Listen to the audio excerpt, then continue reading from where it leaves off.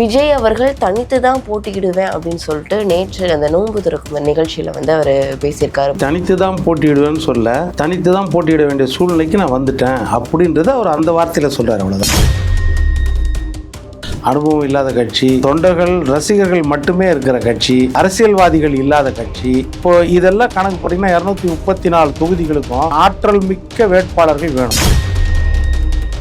2021 விஜய் திமுக தான் ஓட்டு போட்டார். காலையில் கருப்பு சவுப்பு சைக்கிளில் போய் போட்டார். எல்லா இடத்துலையும் எல்லா டிவிலையும் அது வந்துச்சு. அப்போ அவருக்கு எவ்வளோ ஓட்டு இருக்குதோ தெரியாது. அட்லீஸ்ட் 1% 2% போட்டிருக்க வாய்ப்பு இருக்குதா திமுக? 15 கோடி நான் கணக்கில் காட்டாதது உண்மைதான் அப்படின்னு தான் நீதிமன்றத்தில் சொல்றாரு. அப்புறம் இவர் எப்படி ஊழலை ஒழிப்புன்றாரு. பக்கத்தில் செங்கோட்டையன் வேற வச்சுட்டு. அப்ப அந்த லேட்டா வந்தது அரசியல் கூட்டம் கூட இருக்கணும்ன்றதுக்காக லேட்டா வந்தாரா, இல்ல திரைப்படத்துல இந்த காட்சியை காமிக்கணும்னா நம்ம கூட்டம் பயங்கரமா இருந்தாதான் காமிக்க முடியும், அந்த எழுச்சியை காமிக்க முடியும்னு திரைப்பட நோக்கத்திற்காக நீங்க லேட்டா வந்தீங்க. எடப்பாடி பழனிசாமி ஆரம்பத்துல இருந்தே சொல்லிட்டு இருக்க ஒரே ஒரு கட்டத்துல தான், அது கூட கரூர் சம்பவத்துல ஒரு நியாயத்தின் பக்கம் இருக்கணும், இவங்க பாதிக்கப்பட்டவங்க பலவீனமானவங்க இவங்க பக்கம் தவறு இருக்கலாம், அதிகாரிகளை விசாரிக்கிறது யாரு, அதனால நியாயமா வந்து சிபிஐ கொடுக்கணும் அப்படின்னு சொன்னாரு. அதை கேட்டுட்டு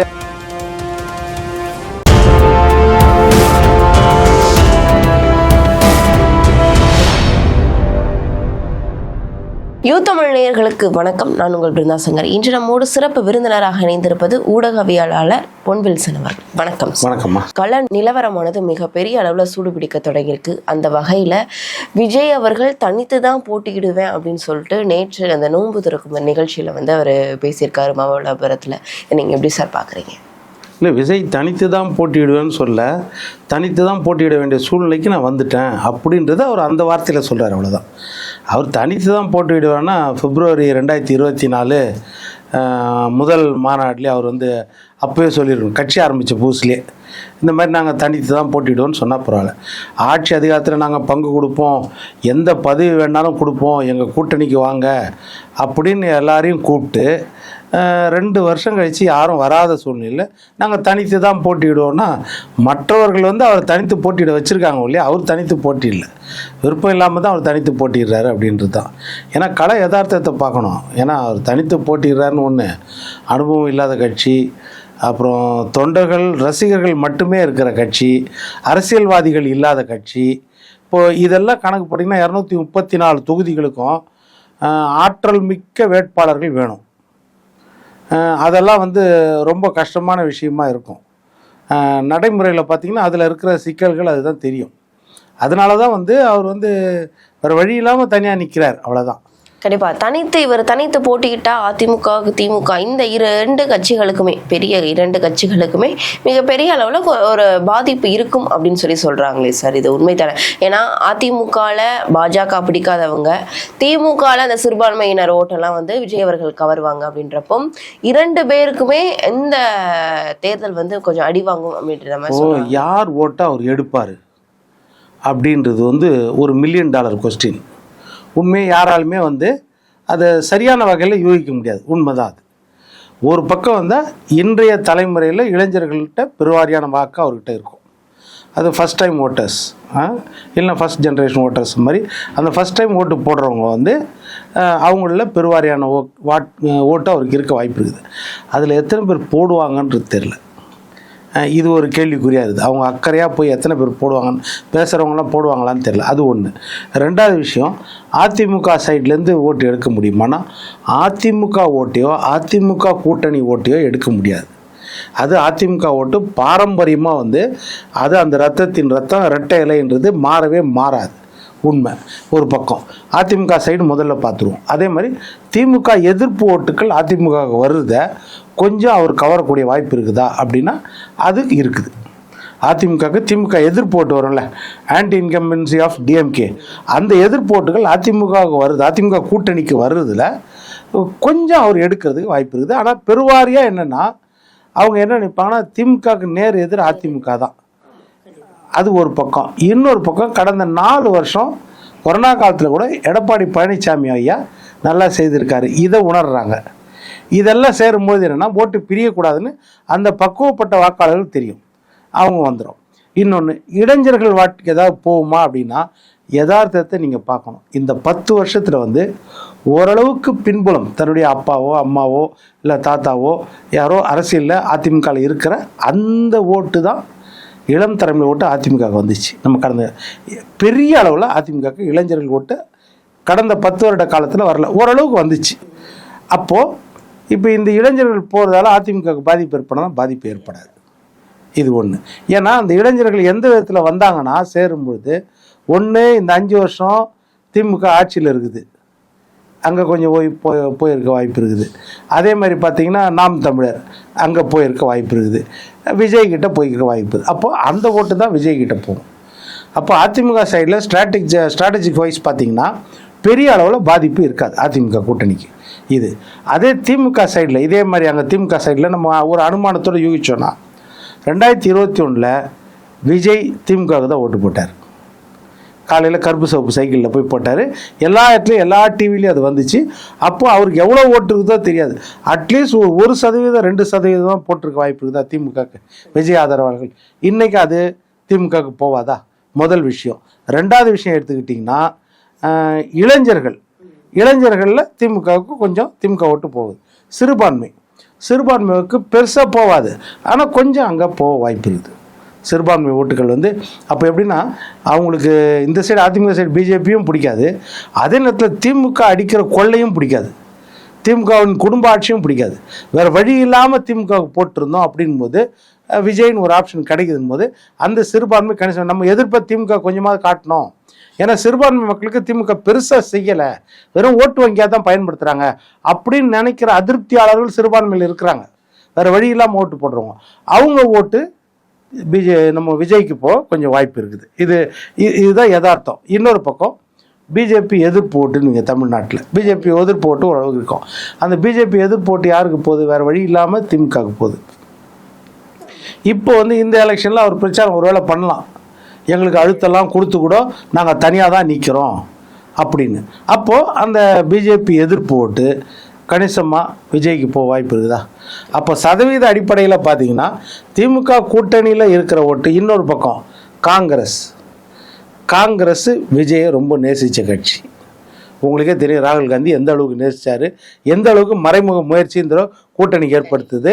வற்புறுத்தலால் அழுத்தத்தால் ராகுல் காந்தி விருப்பம் இல்லாமல் திமுக கூட இந்த கூட்டணி அமைஞ்சிருக்குதுன்னு கீழ்மட்டம் வரைக்கும் இன்றைக்கும் ஓப்பனாக வெளியே காங்கிரஸ்காரங்க பேசுகிறாங்க. அவங்களுக்கு திமுகவுக்கு ஓட்டு போடணுன்னு அவசியம் கிடையாது, ஏன்னா அவங்க ஆட்சி கட்டில் உட்கார போதில்லை. இவங்க ஓட்டு போட்டாலும் யார் உட்கார போகிறா? திமுக உட்கார போகுது. அப்படி இருக்கும்போது அந்த அதிருப்தியாளர்களுக்கு ஒரு வாய்ப்பு. அவங்க வந்து பிஜேபி சைடு நம்ம போட முடியாது, நம்ம காங்கிரஸ் பாரம்பரியம், அவங்க விஜய்க்கு போட வாய்ப்பு இருக்குதா இல்லையா? இப்போ இந்த மாதிரி அனலைசிஸ் எல்லாம் பார்க்கும்போது திமுக கூட்டணி ஓட்டை வந்து விஜய் கவர வாய்ப்பு அதிகமாக இருக்குது. விஜய்க்கு சொந்த ஓட்டும் இருக்குது. சொந்த ஓட்டு இல்லாமல் அடிஷ்னலாக நம்ம பாதிக்கக்கூடிய ஓட்டு சொல்கிறோம். இந்த கூட்டணியை பாதிக்கிறது போது அதிமுகவோட திமுகவுக்கு தான் மிகப்பெரிய பாதிப்பு அந்த கூட்டணிக்கு ஏற்படும். கண்டிப்பாக சார். இப்போ நீங்கள் இருக்கக்கூடிய அனுமானத்தெல்லாம் வந்து தொகுத்து நீங்கள் சொல்லியிருக்கீங்க. இந்த அனுமானத்தின் அடிப்படையில் குறிப்பிட்டது எவ்வளோ பர்சன்டேஜ் விஜய் அவர்களுக்கு வரும்னு நினைக்கிறீங்க? இப்போ இதை பார்த்தீங்கன்னா விஜய்க்கு நம்ம கணக்கே போட முடியாது. ஏன்னா முதல் தடவை வருதால அவரது ஏற்றம் இறக்கமாக இருக்குது. விஜய் உங்களால் கணிக்கவே முடியல. விஜய் வந்த புதுசில் பார்த்தீங்கன்னா இவர் தான் ஆட்சி அமைச்சிருவாரோ அப்படின்னு. அப்புறம் அவர் களத்தில் வர மிகப்பெரிய ஏமாற்றங்கள் தான் கொடுக்குறாரு ஒழிய, ஒரு பக்கம் ஊழல் சக்தின்றாரு, இன்னொன்று பார்த்தீங்கன்னா அவர் இன்கம் டேக்ஸில் அவர் கட்டாமல் ஊழல் பண்ணுது, அப்புறம் கணக்கு காட்டாமல் ஊழல் பண்ணுது. புலி படத்துக்கா அதுக்கு 35 கோடி கணக்கு அந்த வருஷமே காட்டுறாரு. அந்த வருஷம் ஃபுல்லாக 35 கோடி எனக்கு வருமானம்னு காட்டுறாரு. ஆனால் ஒரு படத்துக்கு நான் 200 கோடி வாங்கினேன், 300 கோடி வாங்கினேன், அதை விட்டுட்டு வரேன்னாரு. ஒரு வருஷத்துக்கே அவர் 2015-16 நினைக்கிறேன் 35 கோடி தான் வருமானமே காட்டியிருக்காரு. அப்போ மீதி வருமானம் எங்க? அதில் 15 கோடி வேற காட்டல கணக்கில். 15 கோடி புலிக்கு வாங்கின பணத்தை காட்டாமல் அதை வருமான வரித்துறை ரெய்டு பண்ணும்போது அதை ஏற்றுக்கிட்டார். ஆமாம் நான் காட்டல அப்படின்னு, அதுக்கு நான் கட்டிடுறேன்னு. அதற்கு பிறகு அதுக்கு அபராத வட்டி 1.5 கோடி போட்டாங்க. அந்த அபராத வட்டி 1.5 கோடிக்கு நீதிமன்றத்தில் போய் என்ன நிற்கிறாரு? ஒழுங்காக அந்த 1.5 கோடி தாராளமாக கட்டியிருக்கலாம். நீதிமன்றத்தில் என்ன போய் சொல்கிறாரு? இது 2019 3 வருஷத்தில் விதிச்சிருக்கணும் எனக்கு, ஆனால் இவங்க காலம் தவறி 2022 விதிக்கிறாங்க, அதனால் நான் இதை கட்ட மாட்டேன். மற்றபடி நான் வந்து 15 கோடி நான் கணக்கில் காட்டாதது உண்மைதான் அப்படின்னு தானே நீதிமன்றத்தில் சொல்கிறாரு. அப்புறம் இவர் எப்படி ஊழலை ஒழிப்பேன்றாரு? பக்கத்தில் செங்கோட்டையனை வேறு வச்சுட்டு எப்படி ஊழலை ஒழிப்பார் சொல்லுங்கள்? லாட்ரி சீட்டை ஒழிப்பாரா? பக்கத்தில் ஆதவ அர்ஜுனை வச்சுட்டு லாட்ரி சீட்டை ஒழிப்பாரா சொல்லுங்கள்? இதெல்லாம் எவ்வளோ பிரச்சனை இருக்குது. அதனால் அப்போ பார்த்தோன்னே தெரியுது, ஆஹா இவரும் ஒரு அரசியல்வாதி, அவ்வளோதான். 10-1-11 அரசியல்வாதி. மற்றபடி ஒரு வசீகரமான ஆள், திரைத்துறையில் கதாநாயகன்ற விதத்தில் தான். தூய்மையான ஆள்னு அவர் நினைக்கவே இல்லை. அதே மாதிரி இன்னைக்கு அந்த ஜென்சி கிட்ஸு சொல்கிறீங்களே, அவங்க பேரண்ட்ஸோ அவங்க சொந்தக்காரங்களோ விஜயை திரும்பி கூட பார்க்க மாட்டாங்க. ஏன் சொல்லுங்கள்? என்றைக்கும் நம்ம தனிப்பட்ட வாழ்க்கைன்னு சொல்லுவோம். இது சும்மா டிப்ளமேட்டிக்ஸ் வார்த்தை தான். பொது வாழ்க்கையில் இருந்தீங்கன்னா உங்களுடைய ஒவ்வொரு அசைவும் கண்காணிக்கப்படும், ஃபாலோ பண்ணப்படும். இது நிச்சயமா. பெரிய பெரிய தலைவர்களுக்கெல்லாம் புகைப்பிடிக்கிற பழக்கம் கூட சிலருக்கு இருந்திருக்குது. சிலருக்கு இது குடிக்கிற பழக்கம் இருந்திருக்கும். சிலருக்கு பொடி போடுற பழக்கம் இருந்திருக்கும். பெரிய பெரிய திரைமறைவாக எவ்வளவு ரகசியமாக அது வேறு வழி இல்லாமல் அவங்களால விட முடியாத பழக்கமாக இருக்கும். அதை கூட எந்த அளவுக்கு தன்னுடைய தொண்டர்களோ தன்னுடைய ரசிகர்களோ இதை ஃபாலோ பண்ணிட்டு கூட எவ்வளவு கேர்ஃபுல்லாக இருப்பாங்க, அவ்வளவு இதாக இருப்பாங்க. அதுதான் தனி மனித ஒழுக்கம்ன்றது. அதுதான் நீங்கள் பொது வாழ்வு நேர்மையும் தனி வாழ்வு தூய்மையும் இருந்தால்தான் பொது வாழ்க்கையில் இருக்க முடியும். அதுதான் மெயின். தலைவர்கள் அந்த மாதிரியான விஷயங்களை செஞ்சுட்டு தானே இருக்கிறாங்க. அப்படின்றப்போ அவரும் அந்த இதை செய்யக்கூடாது அப்படின்னு எப்படி நம்ம சொல்ல முடியும்? இப்போ நீங்க சொல்ல முடியாதுல்ல. இப்போ உங்க பையன் இருக்கான், உங்க பையன் உங்களை விஜய்க்கு ஓட்டு போடுனா நீங்க போடுவீங்களா? நம்ம பையனும் விஜயை தானே ஃபாலோ பண்ணுவான். பொது வாழ்க்கையிலையும் தனி வாழ்க்கையிலையும் ஃபாலோ பண்ணுவானா? தலைவர் உங்க பையனை எப்படி கைட் பண்றாரு, இந்த எண்ணம் உங்களுக்கு தோணுமா இல்லையா? சரி, நீங்க விஜய்க்கு போடுறீங்கன்னா உங்க அம்மா அப்பா போடுவாங்களா? யோசிப்பாங்களே, நம்ம பொண்ணை எந்த விதத்தில் விஜய் கைட் பண்ணுறாரு, எதை நியாயம் கற்பிக்கிறாரு, பொது வாழ்க்கையினாலும் தனி வாழ்க்கையினாலும். அதே வழியில் நம்ம பொண்ணோ நம்ம பையனோ போனால் நம்ம குடும்பம் என்ன ஆகுறது? இந்த எண்ணம் வருமா இல்லையா? தலைவருடைய எண்ணம் அதுதானமா இருக்கணும், அதுதானே முக்கியம். அதனால அந்த அடுத்த கட்ட ஓட்டு அவருக்கு வருது வராதுன்றதுக்கு சொல்கிறேன். அது பெற்றோரோ தாத்தா பாட்டியோ அவங்க இந்த விஷயத்தை யோசிப்பாங்களா இல்லையா? தமிழ்நாடு போன்ற ஒரு கலாச்சாரம் மிக்க விஷயத்தில் நிறைய நீங்கள் சொல்கிற விதிவிலக்குகள் நிறையா இருக்குது. நிறைய தலைவர்கள் அந்த மாதிரி விதிவிலக்கோட முரண்பாடோட தனி வாழ்க்கையில் இருந்திருக்கிறாங்க, நம்ம இல்லைன்னு சொல்ல. ஆனால் அது நம்முடைய பெற்றோரையோ நம்மளுடைய மூதாதையர்களையோ பாதிக்குமா இல்லையா? அவங்க யோசிப்பாங்களா இல்லையா? அவங்க கண்ணை மூடி ஓட்டு போடுவாங்களா? அதுதான் தான் வீட்டுக்கு வந்துச்சுன்னா இது எவ்வளோ கஷ்டம் யோசிப்பாங்களா இல்லையா? அதுதான் மற்றவங்கள சொல்லி இதை நியாயப்படுத்த முடியாது. நம்ம கண்டிப்பா இந்த விஷயத்த நம்ம பொறுத்து தான் பார்க்கணும், இது எப்படி வெளிப்படுது அப்படின்ட்டு. இன்னொரு விஷயம் சார், இப்போ கரூர்ல செப்டம்பர் 27 நடந்த இந்த மிகப்பெரிய இந்த சம்பவத்தினால சிபிஐ விசாரணைக்கு சில தினங்கள் முன்பு விஜய் அவர்கள் டெல்லியில ஆஜராயிருந்தாங்க. அதுல பல கேள்விகள் அவர்கிட்ட கிட்டத்தட்ட 7 மணி நேரம் கேட்கப்பட்டதா சொல்லப்படுது. அதுல முக்கியமா அந்த நாமக்கல்ல நடந்திருக்கக்கூடிய புகைப்படங்கள்ல ஜனநாயகன் படத்துல யூஸ் பண்ணப்பட்டதா சொல்றாங்க. அதற்கு விஜய் அவர்கள் தரப்புல இருந்து சொல்லப்பட்டது என்னன்னா, எனக்கு தெரியாது அப்படின்றதும், அப்புறம் அந்த நேரங்கள் இத்தனை மணிக்கு வர சொல்றதா புசியானந்த் அவர்கள் அறிவிச்சிருக்காங்க. இந்த விஷயங்கள்லாம் அவருக்கு கேட்கப்பட்டது, இதெல்லாம் அவர் சொல்லியிருக்காரு. இந்த புகைப்படம் பிரச்சனை இப்போ மிகப்பெரிய அளவில் சர்ச்சையா இருக்கு சார், இதை நீங்க எப்படி பாக்குறீங்க? இந்த கரூர் சம்பவம்ன்றது இது வரைக்கும் நம்ம கேள்விப்பட்டதே கிடையாது. போல ஏதோ ஆன்மீக ஊர்வலத்தில் இல்லை ஆர்ப்பாட்டம் போராட்டம் ஒரு அடக்குமுறைக்கு எதிராக அந்த மாதிரி நடக்கிற இடத்துல இந்த மாதிரி வன்முறை நடத்தணும். அதில் உயிரிழப்புகள் நிறையா, இல்லை ஸ்டாம்பேடு கூட நடந்துடும். ஆன்மீக கூட்டத்திலலாம் ஊர்வலம் போகும்போது லட்சக்கணக்கான கோடிக்கணக்கான மக்கள் சேர்ற இடத்துல இந்த மாதிரி திடீர்னு ஸ்டாம்பேட் நடந்திருக்க வாய்ப்பு இருக்கிறது. இல்லைனா நலத்திட்ட உதவிகள் சில இடத்துல கொடுக்குற இடத்துல இந்த மாதிரி அபரிதமாக வாய்ப்பு இருக்குது. அரசியல் கூட்டத்தில் இந்த மாதிரி இறந்தது எங்கேயும் நம்ம கேள்விப்படல. ஏதோ 1-2 மயக்கட்சி இறந்துருக்கலாம், இல்லை ஹார்ட் அட்டாக். ஆனால் 41 மரணங்கள் இந்த விஜய் விஷயத்தில் தான் இந்த கூட்டத்தில் தான் நடந்துச்சுன்றது மிகப்பெரிய சோகம். அப்போது விசாரணை வளையம் ஆழமாக அகலமாக போகணும். இவர் தான் அவர் தான் பார்க்கவே கூடாது. அது நிச்சயமாக எல்லா பக்கத்துலையும் இந்த விசாரணை நடைபெற தான் வேணும், அது அவசியம். அதனால் நம்ம விஜயை விசாரிக்கிறாங்களா, செந்தில் பாலாஜி விசாரிக்கிறாங்களா, இல்லை காவல்துறை அதிகாரிகளை விசாரிக்கிறாங்களா, இல்லை கலெக்டரை எல்லாரையும் விசாரிப்பாங்க. ஏன்னா இதில் கவனக்குறைவு இருந்துச்சா இதை பார்ப்பாங்க. அடுத்தது வேணும்னே நடத்தப்பட்டதா, அதாவது சாவுக்கு காரணமாக இருக்காது. இந்த இடம் வேலுச்சாமிபுரம் கொடுத்தது, அப்புறம் கூட்டத்துக்கு நேர நெருக்கடியை கொடுத்தது, இது இது நடந்துச்சா. 3வதா சதி வேலை. சதி வேலை நடந்துச்சா, இந்த மூன்று கோணத்திலையும் விசாரிப்பாங்க. கவனக்குறைவு இருந்தாலும் தவறு தான்.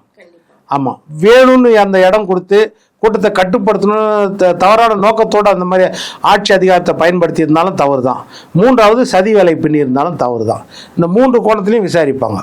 இதில் முக்கியமான விஷயம், இப்போது விஜயை பொறுத்த வரைக்கும் எதற்காக அந்த கூட்டத்துக்கு லேட்டாக வந்தார்? இயற்கையாக லேட்டாக வந்தாரா, இல்லை வாலண்டியராக லேட்டாக வந்தாரா? அப்போ அந்த லேட்டாக வந்தது அரசியல் கூட்டம் கூட இருக்கணுன்றதுக்காக லேட்டாக வந்தாரா, இல்லை திரைப்படத்தில் இந்த காட்சியை காமிக்கணும்னா நம்ம கூட்டம் பயங்கரமாக இருந்தால் தான் காமிக்க முடியும், அந்த எழுச்சியை காமிக்க முடியும்னு திரைப்பட நோக்கத்திற்காக நீங்கள் லேட்டாக வந்தீங்களா, இல்லை எந்த அவசியத்துக்காக இதை திரைப்படத்தில் காமிக்கணும்னு விரும்புனீங்களா? ஒரு அரசியல் கூட்டத்தை திரைப்படத்தில் ஏன் பயன்படுத்தணும்? இவங்க நீங்கள் அரசியல் வயப்படுத்த தான் விரும்புகிறீங்க, அவ்வளோதான். திரைத்துறையை விட்டுட்டு தான் வந்திருக்கீங்க. அப்போ அந்த திரைத்துறையில் இந்த அப்பாவி தொண்டர்களை பயன்படுத்த பார்க்குறீங்களா அப்படின்றதும் கேள்வி வரும். இது இல்லை திரைத்துறையை தவறாக பயன்படுத்துகிறீங்களா அரசியலுக்காக? இதெல்லாம் அந்த இறப்புக்கு ஒரு காரணமாக இருந்துச்சா? 10 காரணத்தில் அந்த நெருக்கடி ஏற்பட காரணம் இருந்துச்சா? இதெல்லாம் கண்டிப்பாக விசாரிப்பாங்களா இல்லையா? விசாரிச்சு தான் ஆகணும். அப்போ அதுக்கு விஜய் பதில் சொல்லி தான் ஆகணும். ஏனென்றால் திரைப்படத்திற்கு ஒரு இந்த மாதிரி திரைப்படத்துக்கு பயன்படுத்த முடியுமா? இதற்கு முன்பு இருக்கக்கூடிய அரசியல்வாதிகள் அந்த மாதிரியான விஷயங்களை பண்ணியிருக்காங்களா? இல்லை, பண்ணியிருக்கலாம். ஒருவேளை திரைப்படத்துக்கு பண்ணியிருக்கலாம். ஆனால் நீங்கள் அந்த திரைப்பட நோக்கத்தோடு தான் லேட்டாக வந்தீங்களா? அந்த திரைப்படத்தில் இந்த படத்தை காண்பிக்கணுன்ற நோக்கத்தில் தான் இந்த நெருக்கடி ஏற்பட்டதா? 10 காரணங்கள் அதுவும் ஒரு இந்த மரணத்திற்கான காரணமா? அது இருக்கும். நிறைய இறப்புகள் கூட சரி, ஊர்வலங்கள் அதை திரைப்படத்தில் காமிச்சிருப்பாங்க, அதெல்லாம் நடந்திருக்கும் அது. ஆனால் திரைப்படத்தில் எடுக்கணுன்ற நோக்கத்துக்கே இந்த கூட்டத்தை பெரிய அளவில் நீங்கள் கூட்டினீங்களா? அதனால தான் நெருக்கடி ஏற்படுத்தினீங்களா? இல்லை இறப்பு நடக்கும் பொழுதும் உங்களுக்கு தெரிஞ்சு இந்த திரைப்படத்தில் கண்டினியூட்டி பாதிக்கக்கூடாதுன்னு வாங்களே, அதுக்காக நீங்கள் தொடர்ந்து பேசிட்டு இருந்தீங்களா? ஒரு இது நடந்த உடனே, இல்லைன்னா அந்த ஸ்பாட்டுக்கு முன்னாடியே நின்று உங்களை பேச சொன்னாங்களா? நீங்கள் அந்த இடத்துக்கு வர்றதுக்காக இப்போ நீங்கள் லைட் ஆஃப் பண்ணி போட்டீங்க வண்டியில், இதெல்லாம் அந்த திரைப்படத்துக்காக போட்டிங்களா? இப்போ இந்த இடத்துல இந்த நெருக்கடியில் இருந்தோம் பேசணும் அப்படின்னா அதற்கு முன்னாடி திரைப்படத்துறையிலேருந்து வந்து அந்த இடத்த பார்த்து இந்த லொக்கேஷன் நல்லா இருக்கும், நீங்கள் இந்த வியூவில் நின்று பேசினா நல்லா இருக்கும், இப்படி நல்லா இருக்கும், ஒருவேளை ஒத்திகை பண்ணியிருந்தாங்கன்னா இப்போ இதெல்லாம் கேட்பாங்கல்ல. அதுதான், இது அரசியல் கூட்டமாக இருக்கணும், அதை திரைப்பட கூட்டமாக நீங்கள் மாற்றிருந்தால இந்த இறப்பு நேர்ந்துச்சா அப்படின்ற கேள்வியும் கண்டிப்பாக எழும். அதற்கும் அவர் பதில் சொல்லி தான் ஆகணும். அதே மாதிரி தான் செந்தில் பாலாஜியும் கூப்பிட்ருக்காங்க. செந்தில் பாலாஜியை கூப்பிட்டதில் அந்த ஃபாலோ அப் இருக்கும். என்னென்னா யார் யார் ஃபோன் கால் அட்டன் பண்ணாங்க, ஒவ்வொரு தடவை முடிவு எடுக்கும் போதும் அந்த காவல்துறை இவரை தொடர்பு கொண்டாங்களா, ஏன்னா இவரை தொடர்பு கொண்ட அவசியமே கிடையாது, தொடர்பு கொண்டாங்களா, இதெல்லாம் வாட்ஸ்அப் கால்ஸ் இதெல்லாம் எடுத்திருப்பாங்க, இதெல்லாம் வெளியே வராது. அப்புறம் வெளியே வரும், இதில் யார் யார் தவறுன்றது பட்டவர்த்தனமாக இதில் வெளியே வரும். கண்டிப்பா அதை நம்ம பொறுத்திருந்து தான் பார்க்கணும் சார். இப்போ இந்த ஜனநாயகம் தொடர்பாக பல சர்ச்சைகள் போயிட்டு இருந்தது. இந்த தணிக்கை சான்றிதழ் இப்போ அனுமதி கொடுத்துட்டாங்க. இது தேர்தல் ஆணையம் அவர்களுடைய கையில தான் இப்போ ஜனநாயகம் குழு இருக்குது அப்படின்னு தேர்தல் ஆணையம் அனுமதி கொடுத்தா படம் ரிலீஸ் ஆகிறதுக்கு வாய்ப்பு இருக்கு அப்படின்னு சொல்லிட்டு இப்போ 2 நாட்களாக ஒரு தகவல் வந்துட்டு இருக்கு. தேர்தல் ஆணையம் பக்கம் இந்த ஜனநாயக தணிக்கை குழு அனுப்புனதற்கு காரணம் என்ன? ஒருவேளை அந்த தேர்தல் பிரச்சாரங்கள் தொடர்பான விஷயங்கள், அப்புறம் ஏன்னா இந்த கடுமையான சொற்கள் எல்லாம் விஜய் அவர்கள் பயன்படுத்தி இருக்கிறதா சொல்லப்படுது, அரசியல் ரீதியா டைலாக்ஸ்லாம் பயன்படுத்திருக்கா சொல்லுது.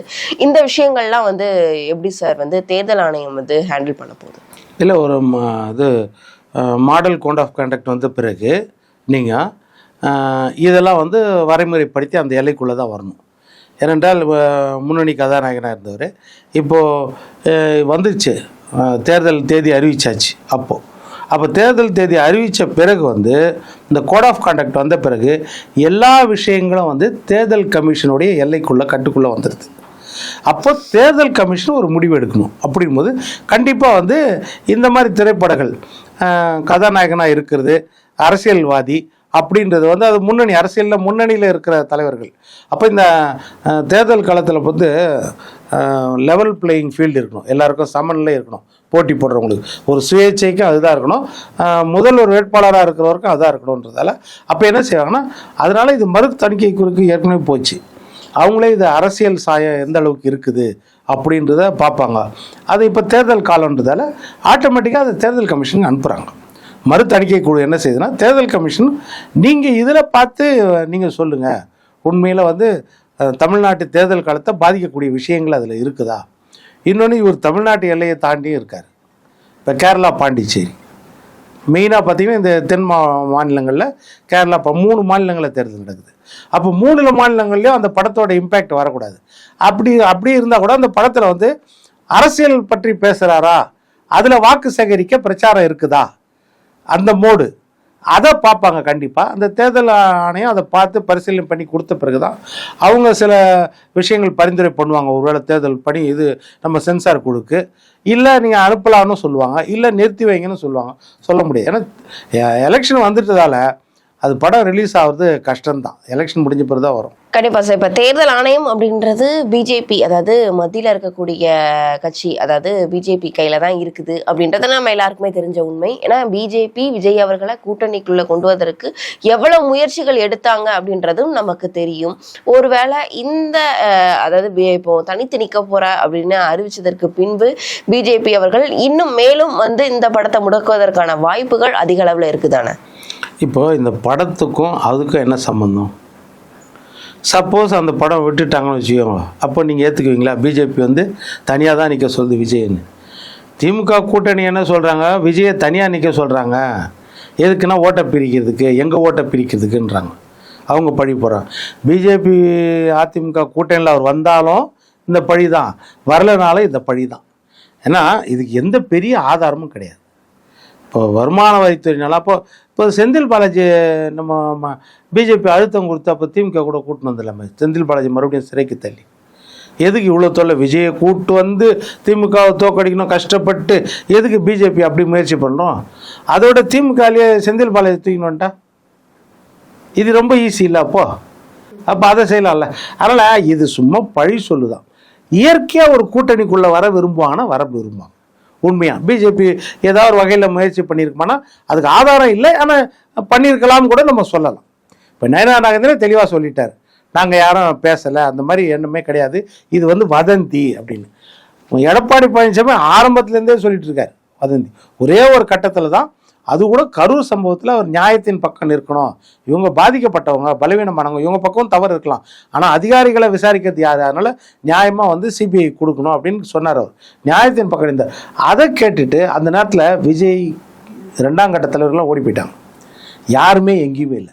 தொண்டர்கள் பாவம் அப்பாவியாக திணறினாங்க. அந்த ரசிகர்கள் என்ன செய்யுதுன்னு தெரில. தன்னுடைய சொந்தங்கள் பாதிக்கப்பட்டுச்சு, 41 பேர் மரணம், ஆனால் போய் நிற்கவும் முடியல, தன் தலைவர்களையும் காணோம், அலுவலகம் பூட்டி போய் கிடக்குது. அவங்க நிர்கதியாக நிற்கும் போது நம்மளுக்கு ஒரு ஆதரவுக்கார வந்துச்சு, எடப்பாடி பழனிசாமி எதிர்கட்சி தலைவர். அப்போ அவருடைய கூட்டத்தில் அவங்க கொடியை எடுத்துகிட்டு வந்து நன்றி தெரிவிக்கிறதுக்காக எடப்பாடி வாழ்க வாழ்கன்னு கத்துனாங்க. அப்போ அவர் சொன்னார், உணர்ச்சி வசப்பட்டு சொன்னார், பாருங்க புள்ளையார் சொல்லி போட்டாச்சு. ஏன்னா ஒரு மாற்று கட்சியில் எதிர்கட்சியிலேருந்து வந்து நிற்கிறாங்கன்னா அது எவ்வளோ பாதுகாப்போடு நிற்கிறாங்க அப்படின்றதுக்காக சொன்னார். அதுக்கப்புறம் அவர் மாறிட்டார்.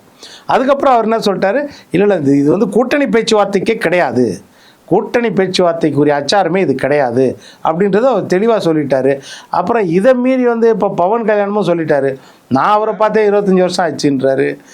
இதெல்லாம் பேசிட்டு நம்ம முயற்சி பண்ணாங்கன்னு சொன்னால் அந்த முயற்சியெல்லாம் கிடையவே கிடையாது. யதார்த்தமாக வந்து திமுக வீட்டுக்கு அனுப்பப்பட வேண்டும், அந்த இடத்துல அதிமுக அந்த இடத்தை நிரப்ப வேண்டும் அப்படின்றதான் அதிமுக எடப்பாடி பழனிசாமி எண்ணம். அதுதான் தொண்டர்களின் விருப்பமும், அதுதான் மக்களின் விருப்பமும், அதுதான். அதனால் அதுக்கு எந்த ஆல்ட்ரேஷனும் கிடையாது. கண்டிப்பா நீங்க சொன்ன மாதிரி திமுகவை வீட்டுக்கு அனுப்பி எடப்பாடி பழனிசாமி அவர்கள் வந்து அந்த முதல்வர் வேட்பாளர்கள் அமர்றாங்களா அப்படின்னு நம்ம பொறுத்திருந்து தான் பார்க்கணும். விஜய் அவர்கள் எந்த மாதிரி வந்து பிளே பண்ண போறாரு 2026 சட்டமன்ற தேர்தலுக்கு பின்புதான் அதுவும் நமக்கு தெரிய வரும். பொறுத்திருந்து பார்க்கலாம். அரசியல் ரீதியாக இருக்கக்கூடிய பல்வேறு விவரங்கள் எங்களோட பகிர்ந்தமைக்கு நன்றி.